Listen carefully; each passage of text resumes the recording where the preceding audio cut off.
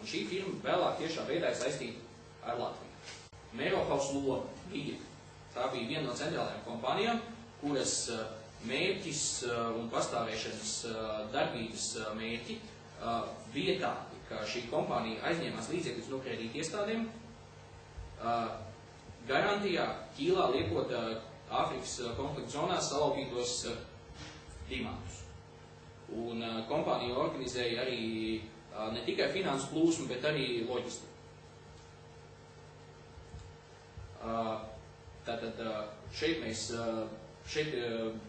aicināšu pievērst jūsu uzmanību šim dokumentam, kas liecina par to, ka Rudolfs Meroni ir šīs kompānijas dalībnieks un arī direktors. Tas viss jums šeit ir, jūs varēsiet redzēt savām acīm.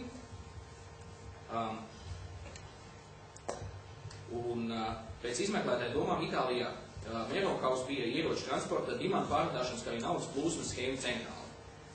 Un šeit ir līgumi par darījumiem, pilnvars un tam līdzīgi dokumenti, kas to apliecina.